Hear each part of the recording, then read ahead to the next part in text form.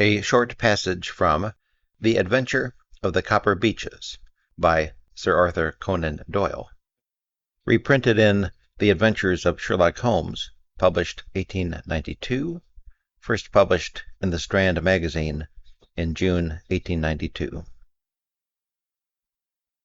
By 11 o'clock the next day, we were well upon our way to the old English capital. Holmes had been buried in the morning papers all the way down, but after we had passed the Hampshire border, he threw them down and began to admire the scenery. It was an ideal spring day, a light blue sky flecked with little fleecy white clouds drifting across from west to east. The sun was shining very brightly, and yet there was an exhilarating nip in the air, which set an edge to a man's energy. All over the countryside, away to the rolling hills around Aldershot, the little red and grey roofs of the farm steadings peeped out from amid the light green of the new foliage. "Are they not fresh and beautiful?" I cried, with all the enthusiasm of a man fresh from the fogs of Baker Street. But Holmes shook his head gravely. "Do you know, Watson," said he, "that it is one of the curses of a mind with a turn like mine that I must look at everything with reference to my own special subject. You look at these scattered houses, and you are impressed by their beauty. I look at them, and the only thought which comes to me is a feeling of their isolation, and of the impunity with which crime may be committed there." "Good heavens!" I cried. "Who would associate crime with these dear old homesteads?" "They always fill me with a certain horror.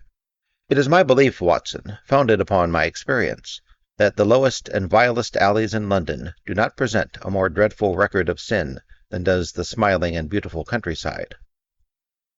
"You horrify me." "But the reason is very obvious. The pressure of public opinion can do in town what the law cannot accomplish.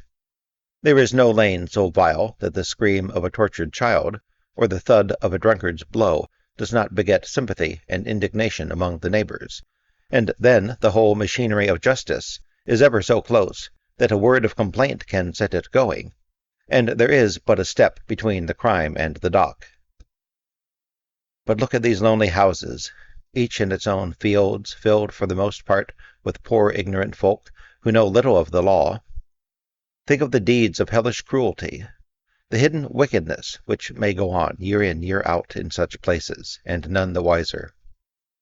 Had this lady who appeals to us for help gone to live in Winchester, I should never have had a fear for her. It is the 5 miles of country which makes the danger. Still, it is clear that she is not personally threatened."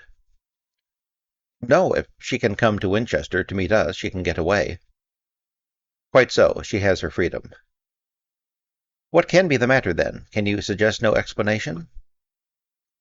"I have devised 7 separate explanations, each of which would cover the facts, as far as we know them. But which of these is correct can only be determined by the fresh information which we shall no doubt find waiting for us.